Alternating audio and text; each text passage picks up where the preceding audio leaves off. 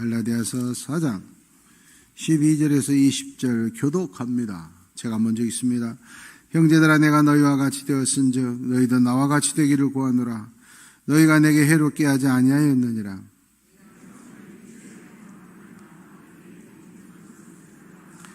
너희를 시험하는 것이 내 육체에 있으되 이것을 너희가 없인 여기지도 아니하며 버리지도 아니하고 오직 나를 하나님의 천사와 같이 또는 그리스도 예수와 같이 영접하였도다.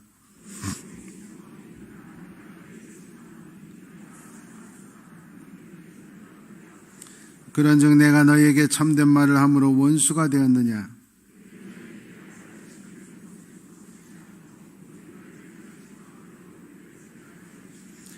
좋은 일에 대하여 열심으로 사모함을 받으면 내가 너희를 대하였을 때뿐 아니라 언제든지 좋으니라.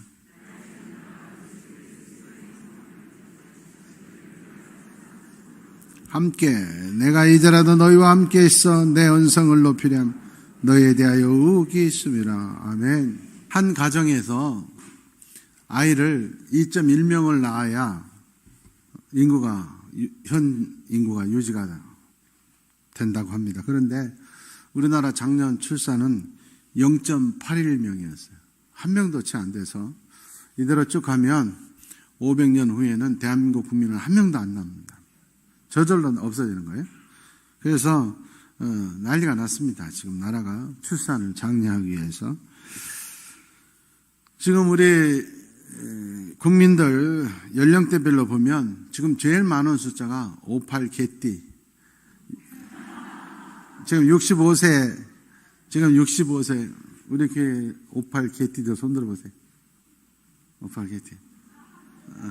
왜 이렇게 적어? 일부러 손 안 들어. 58 개띠가 지금 우리 인구 중에, 나이 중에 제일 많은데, 58 개띠는 한 해에 83만 명이 태어났다 그래요. 근데 작년에 우리나라 태어난 숫자가 작년에 58 개띠는 83만 명이 태어났는데, 작년 우리나라 아이들 출생 인구는 31만 8천 명이에요. 거의 이렇게 적게 나니까 인구가 급격히 줄어드는 거예요. 물어봤어요, 젊은이들에게. 결혼은 꼭 해야 되냐? 물어봤어요. 그랬더니 남자들 가운데 40.8%만 10명 중에 4명은 결혼해야 된다. 10명 중에 6명은 결혼 안 하면 어떠냐? 결혼 안 해도 된다는 거죠. 여자들은 더 했어요. 결혼해야 된다는 여자가 22.4%. 10명 중에 8명은 결혼 그까이 거 안 하고 살겠다는 거예요. 큰일이죠. 결혼하기 싫다. 꼭 결혼을 해도 아기 낳기는 싫다. 이유가 뭘까요? 물어봤어요. 왜 결혼 안 하려고 그러냐? 왜 아기 안 낳으려고 그러냐? 3위가 자유롭게 살고 싶다. 인생 한 번인데 자식 키우느라고 인생 결혼해가지고 남편, 아내 눈치 보면 왜 사냐 이거지. 자유롭게 살고 싶다. 그래서 결혼하기도 싫고 아기 낳기 싫다. 이유가 뭐냐? 경제적인 이유 때문에. 경제적으로 자유롭고 싶으니까 결혼하기도 싫다. 1번이 충격적이었어요. 10명 중에 4명이나 선택은. 가장 큰 이유, 결혼하지 않고 아기 낳지 않겠다는 가장 큰 이유 1번이 뭐냐? 부모들을 보니까.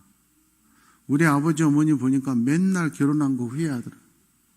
아기 때문에 저렇게 희생하고 고생만 하다가 끝나는데 우리 부모 보니까 결혼하기 싫다. 여러분, 오늘 우리의 모습은 부모들의 책임입니다. 요즘 아이들 싸가지 없다 그러고 너무 나약하다 그러고 부모들이 그렇게 키워놓으니까. 부모는 뒷모습으로 자녀를 키운다. 모범으로 키우는 거예요. 모범으로. 자식은 말로 키우는 거 아니에요. 자식은 돈으로 키우는 거 아닙니다. 자식은 내 경험으로 절대 키워지지 않아요. 내 삶의 모습 보고 똑같이 하는 거예요. 그 모습 보고 크는 거란 말이에요. 지금 우리 나라의 40대 이상 기독교 인구는 20%가 넘어요. 엄청나요. 그런데 지금 20대 이하는 2%, 3%가 안 돼. 2%. 아니, 똑같은데 왜 10분의 1밖에 안 될까요? 우리 부모 보니까 교회 다녀도 권사라 그래도 집사라 그래도 장로라 그래도 우리 부모 보니까 교회 다니고 싶은 생각 없다는 거예요. 그래서 요즘 아이들 최고 목표가 뭐냐? 빨리 커서 독립하는 거예요. 부모 벗어나기만 해봐라. 내가 지금은 어쩔 수 없이 용돈 받아야 되니까 교회 가지만 기회만 와라. 탈출한다. 그래서 대학도 같은 지역에 안 가는 이유가 탈출하고 싶어서. 탈출. 정신 차려야 됩니다. 우리가. 신앙의 모습을 자녀들에게 보여줘야 이 나라가 희망이 있고 우리 가문이 희망이 있는 거예요.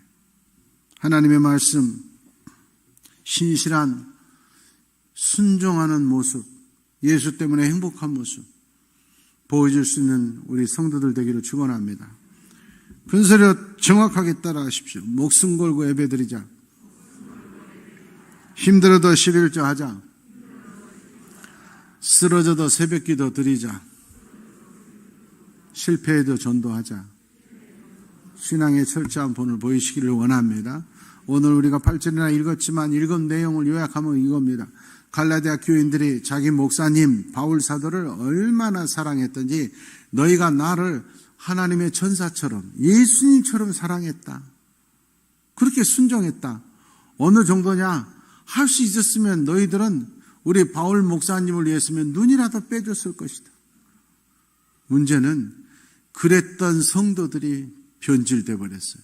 이단들이 갈라디아 교회에 들어가서 교인들에게 다툼을 일으켰어요. 그런데 자기를 교회를 세워주고 신앙으로 가르쳐주고 천사처럼 예수님처럼 눈이라도 빼줄 것처럼 사랑했던 목사의 말보다 이단의 귀를 기울인 사람들이 생겨나기 시작합니다. 그 사람들 말을 들어. 바울이 화가 나서 정신 차리라. 그건 망하는 길이다. 죽으러 가는 길이다. 한번 혼을 냈더니 너희가 이제는 나를 원수처럼 대하냐? 예수님처럼 눈이라도 빼줄 것 같은 성도들이 이제는 목사 멱살 잡는 사람들로 변했다. 바울 사도의 고백이 오늘 있는 거예요. 여러분, 그래서 바울 사도가 신앙이라고 하는 건 변함이 없어야 됩니다. 어쩌면 그렇게 천사처럼 예수님처럼 대우하다가 원수로 대하냐? 이건 신앙이 아니다 하는 것이 오늘 우리가 읽은 본문의 핵심 내용은 신앙이라고 하는 건 신뢰를 말합니다. 신뢰. 믿음은 신뢰예요. 신뢰. 하나님에 대한 신뢰. 무슨 일이 있어도 하나님 뜻이 있다. 하나님이 살아계신다. 신뢰가 있어요. 하나님이 살아계실까? 하나님이 살아계신다면 왜 이런 일이 일어나지? 이건 어린아이들이란 말이에요. 믿음에 철저한 사람은 내가 죽더라도 죽겠습니다. 하나님 뜻이 있을 줄 믿습니다. 그랬더니 살아나더라 그 말이에요. 그랬더니 축복이더라 그 말이에요. 하나님에 대한 신뢰와 믿음이에요. 하나님 말씀에 대한 신뢰가 믿음이에요. 하나님 말씀을 믿고 따라가야지. 다른 못된 사람들 소리를 듣고 세상의 소리 듣고 뉴스 듣고 그걸 따라가는 게 신뢰. 그건 신뢰가 아니다. 믿음이 아니다. 세 번째는 주의 종의 말을 순종해야 된다. 오늘 바울 사도가 말하는 거예요. 하나님과 하나님의 말씀과 주의 종의 말은 똑같이 간다는 거예요. 똑같이 신뢰해야 된다. 이렇게 말하고 있는 겁니다. 잠언 3장 5절 말씀해 보니까 모든 사람들이 다 형통의 축복을 역대하 20장 20절부터 역대하 20장 20절을 보면 모든 사람들이 다 형통의 축복을 원해요. 자녀들이 형통하기를 원해요. 그런데 그렇게 되기 위해서는 어떻게 해야 되냐? 하나님을 여호와를 신뢰하라. 근데 하나님만 신뢰하는 게 아니라 그의 선지자들을 신뢰하라. 주의 종의 말씀에도 신뢰하라. 그리하면 형통하리라. 아멘. 여러분 정말 중요합니다. 목사와 성도의 사이가 대단히 중요해요. 내가 목회자를 사랑하고 신뢰해야 하나님의 말씀이 나에게 들리고 그 말씀이 나에게 이루어지는 거예요.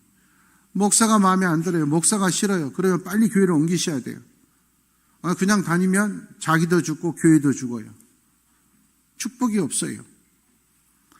잠언 3장 5절 말씀이에요. 제일 어리석은 사람들이 누구냐? 하나님을 신뢰하지 않고 자기의 경험을, 자기 지식을 신뢰하는 거예요.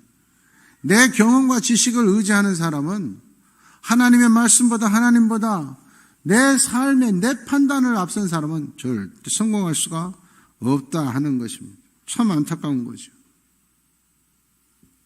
여러분 제가 지금 한 2주 정도 됐는데 우리 교단에 9,400개 교회, 이 50만 성도들, 제가 최종 결제권자예요. 매일 수십 토씩 결제를 해요. 그런데 전자결제를 제가 서울까지 못 가니까 전자결제를 하는데 월요일부터 토요일까지 결제가 많아요. 말이 그렇지 250만 성도들 그 9,400개 교회 일이 매일 있어요. 수십 개씩 하루에도 문자만 해도 150통 200통씩 이걸 사인을 했는데 그걸 읽어봐야 돼요. 그래서 분류를 해줘야 되고 이건 안 된다 보류도 해야 되고 또 기각도 시키고 그래야 되는데 너무 가슴 아픈 거예요.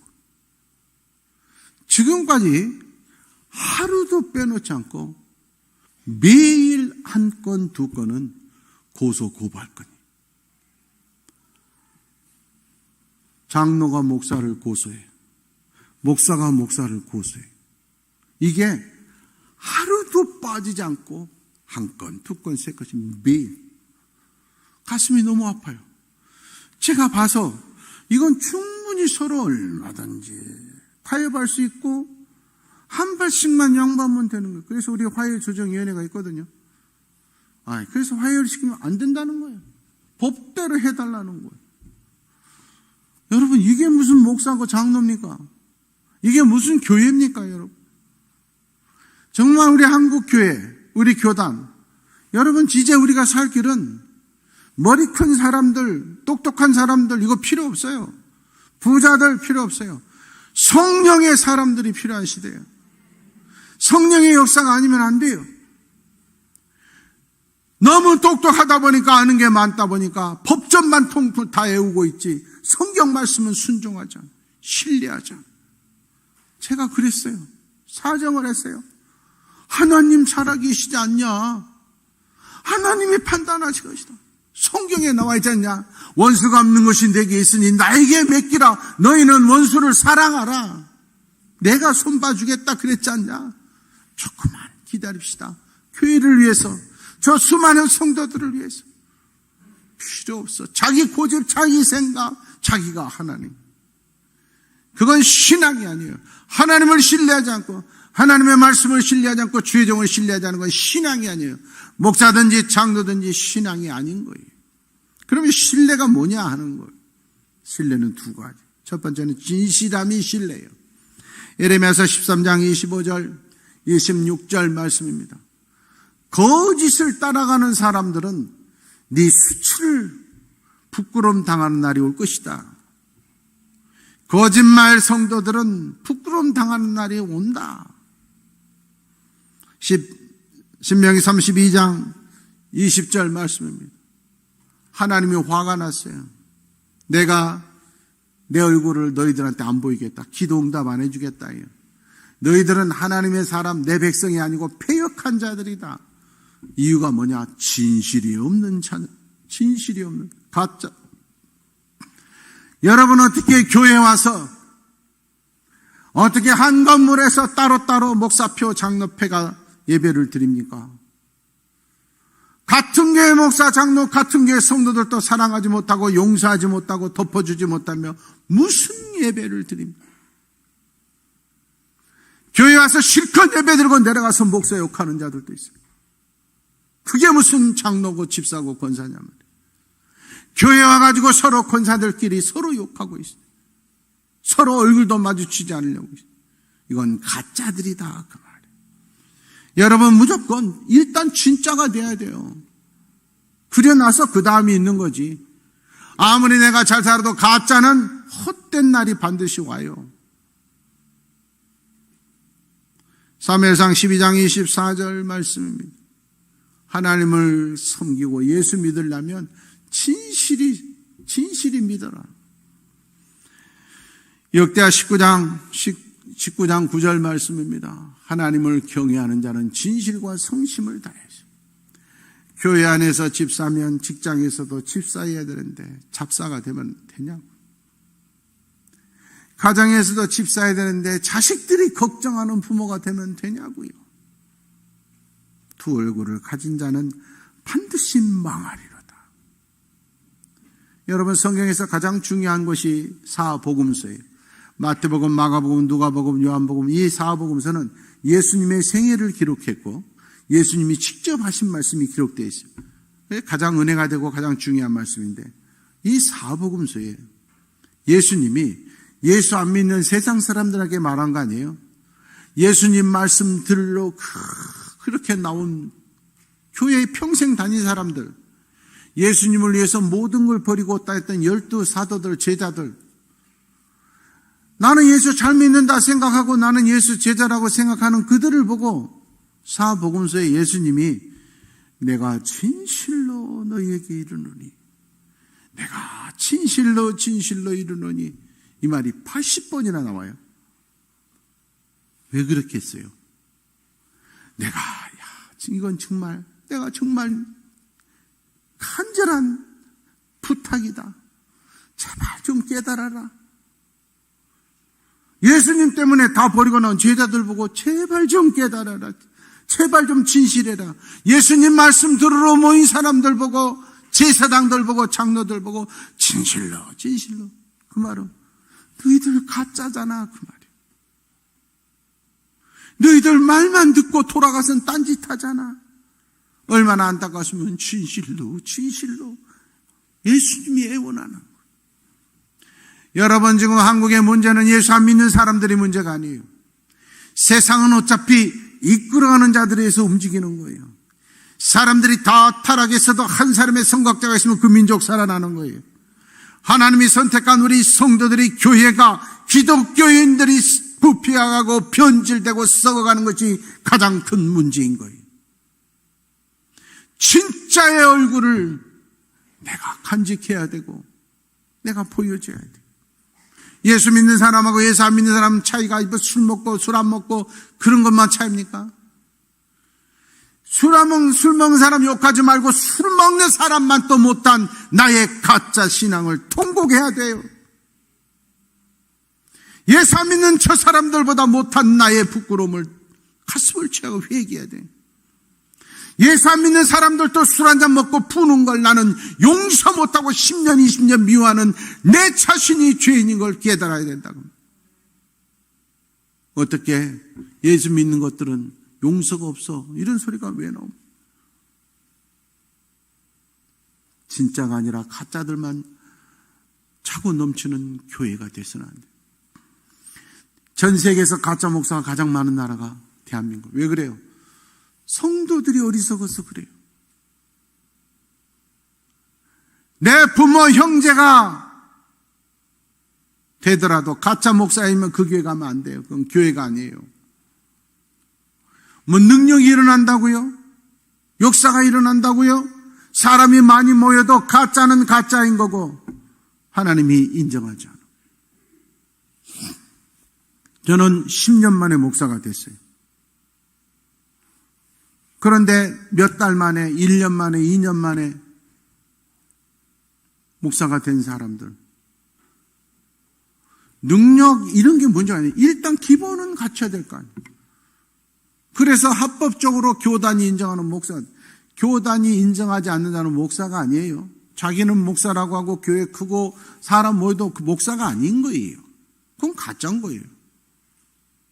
자기들끼리 모여서 안수하고 목사가 아니에요. 교단이 인정해야 목사인 거예요. 문교부가 인정한 신학대학을 졸업해야 목사인 거예요. 우리 교단 신학교문에도 대학을 졸업하지 않는 자는 들어갈 수가 없어요, 신대원을. 그런데 자기들끼리 편법으로 해가지고 안 되는 거예요. 가짜와 진짜를 분별할 줄 알아야 돼요. 중요한 건 내가 가짜가 아닌가 돌이켜봐야 돼요. 두 번째, 신뢰 나는 건 변함없는 거예요. 믿을 수 있는 자는 변함이 없어야 돼요. 여자들 잘하는 18번 있잖아요. 결혼하기 전에는 안 그랬는데 우리 남편이 변했어요. 우리 남편이 변했대. 그 말은 역지사지야. 자기도 변했어. 남편도 가서 우리 마누라가 처녀 때는 얼마나 이뻤는데. 여러분, 남편 변했다 그러지 말고 거울 앞에서 여러분을 보십시오.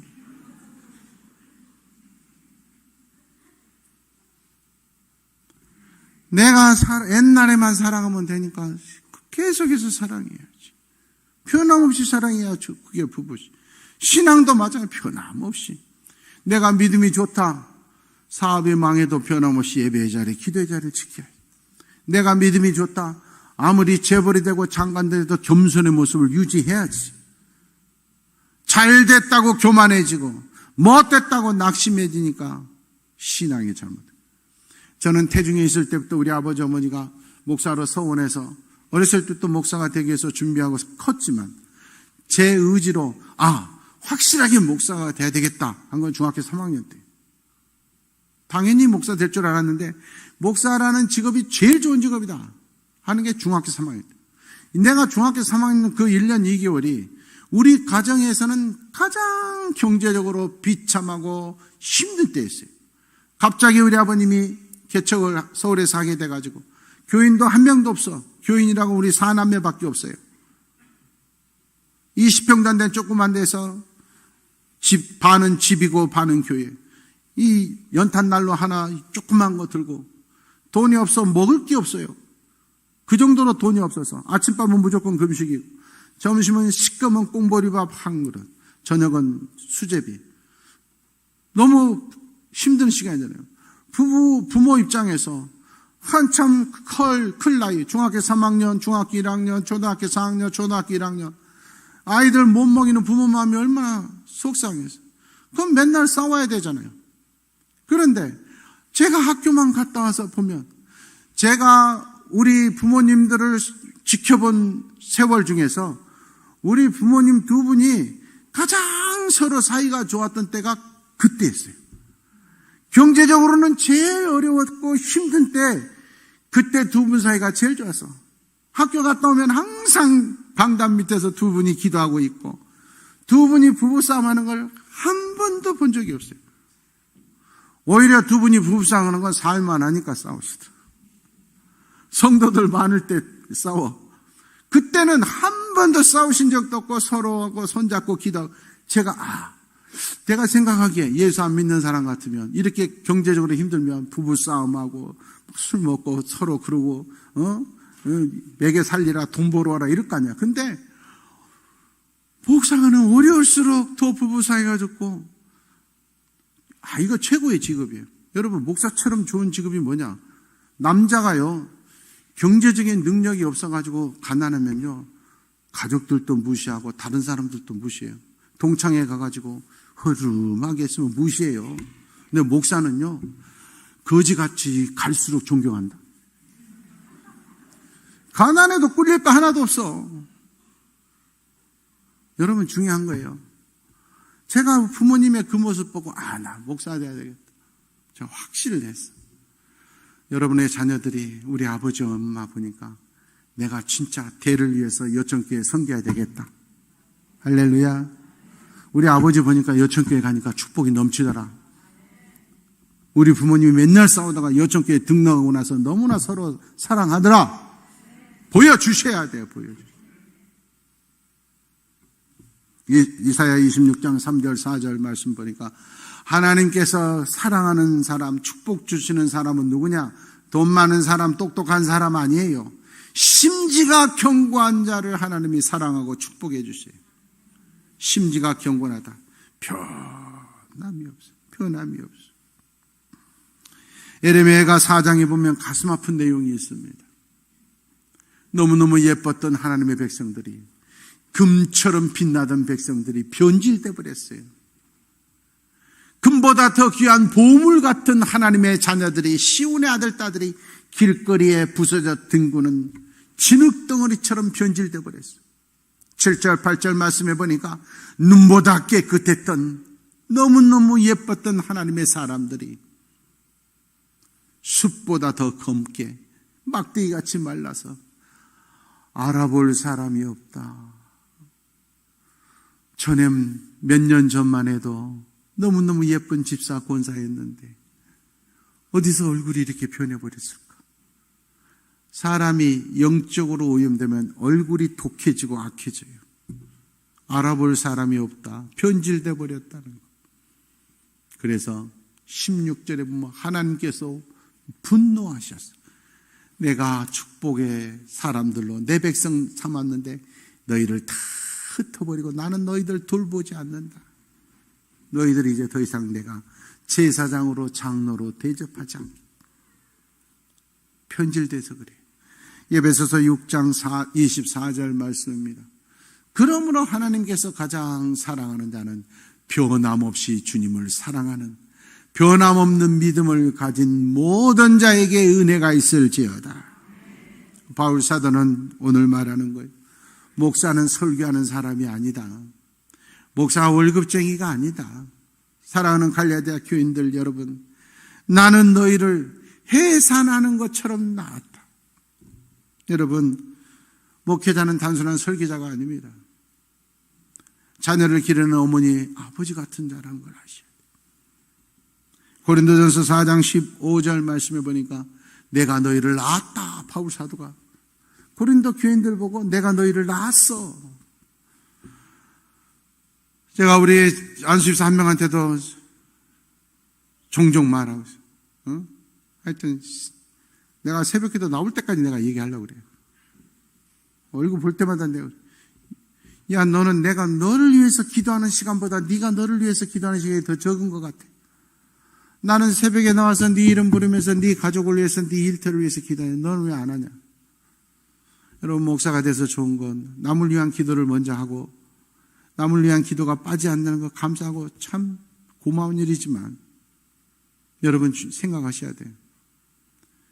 여러분의 목회자들은, 주의 종들은, 같은 성도들은 성도들의 아픔을 느끼고 기쁨을 느끼는 것보다 수십 배 해산하는 것처럼 속상한 일이 있을 때 더 가슴이 아픈다는 걸 알아야 돼요. 변질됐을 때 더 가슴이 아프고 축복받았을 때 더 기쁜 거예요. 디모데후서 4장 3절 말씀이에요. 그렇게 믿음으로 기도하고 어머니처럼 아버지처럼 위한 목사 말을 듣지 않고 거짓 잘못된 자들 많이 두고 거짓 스승이 더 많다는 거예요. 여러분 100% 제가 자신 있게 말합니다. 내가 다니는 교회 담임 목사보다 기도원 원장 말을 더 잘 듣는 사람 절대 축복 없습니다. 주변을 바라보십시오. 왜? 신앙이 잘못됐기 때문이에요. 그러려면 거기 가서 교회 다녀야지. 영이, 여러분, 두 아버지가 있을 수 없어요. 날 낳으신 분은 한 분이에요.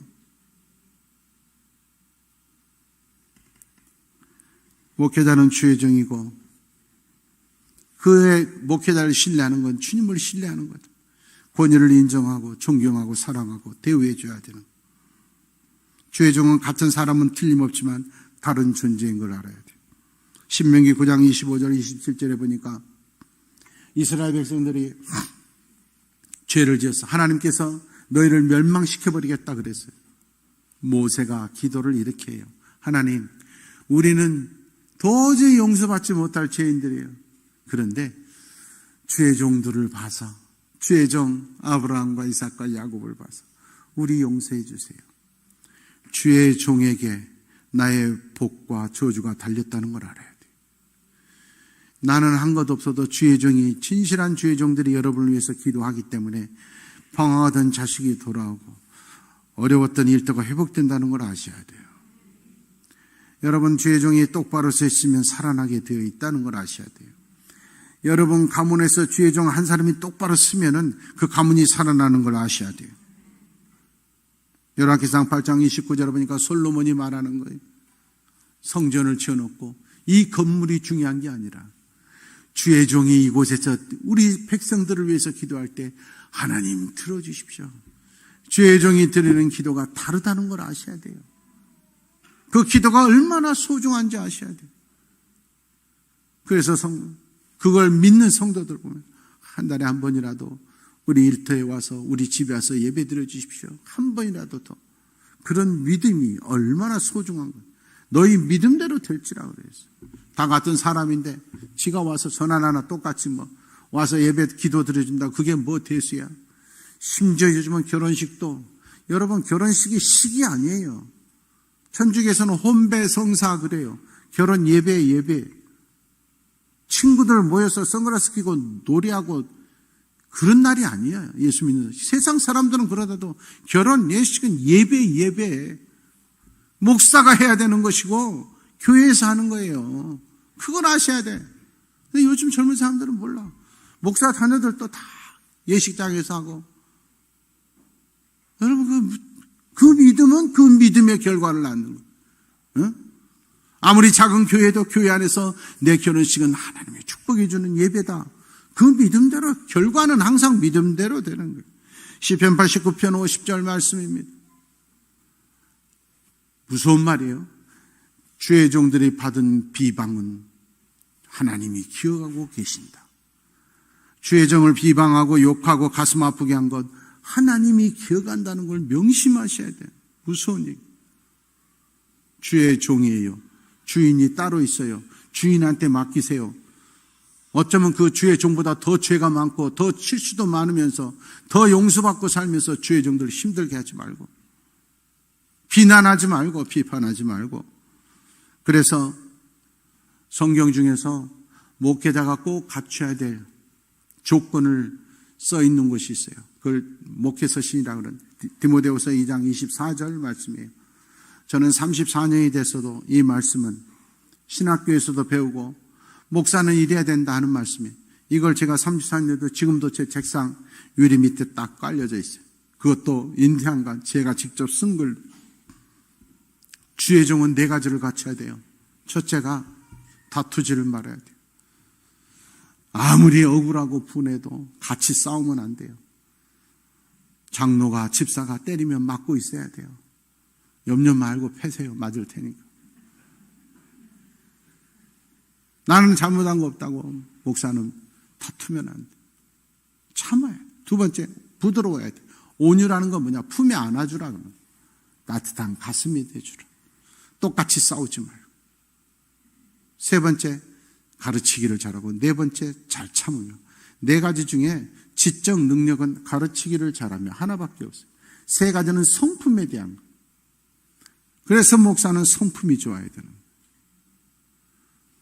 최고의 학부를 나온 박사도 몇 명 안 된 장로님들 품에 못 하는.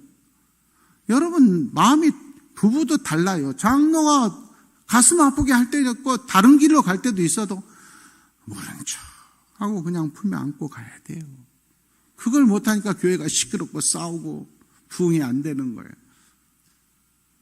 제가 은퇴하려면 8년이나 남았어도 제가 지금부터 항상 말하잖아요. 목사 뽑지 말라고. 이력서 보고 뽑지 말고.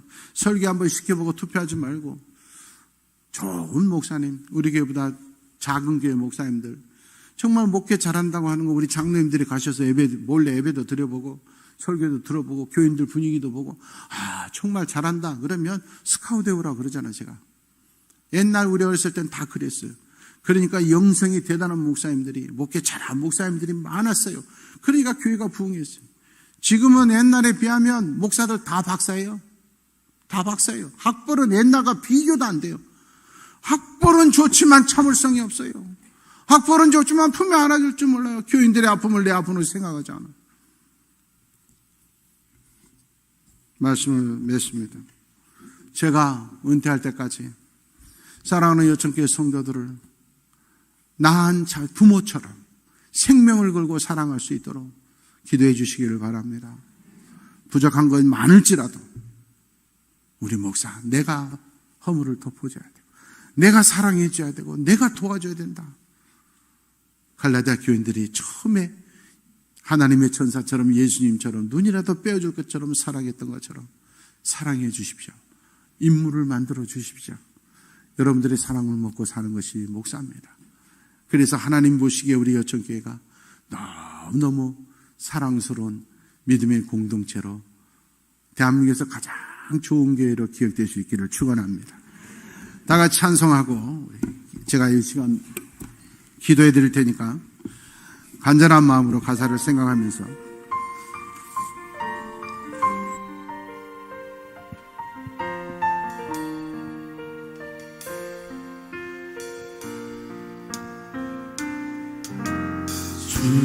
주님 다시 오실 때까지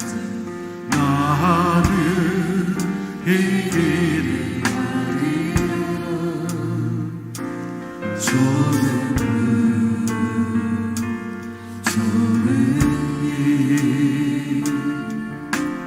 나의 십자가 지고 나의 가는 길 끝에서 나는 주님을 노리라 영원해 내 주님 나를 맞아주시네 주님 다시 오실 때까지 나는 일어나 달려가리라 주의 영광으로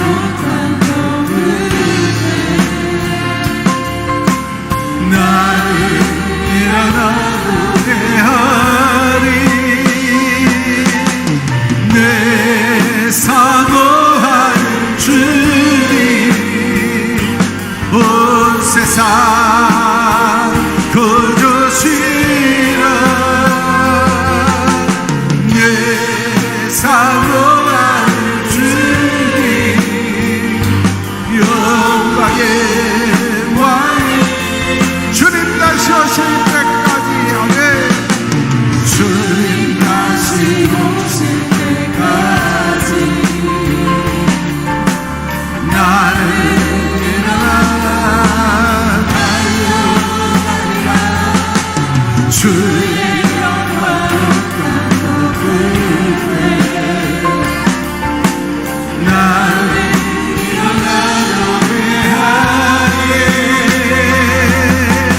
내 사모하는 주님 온 세상 거두시라 내 사모하는 주님 영광의 왕이시라 여러분의 두 손을 여러분의 심장에 대십시오.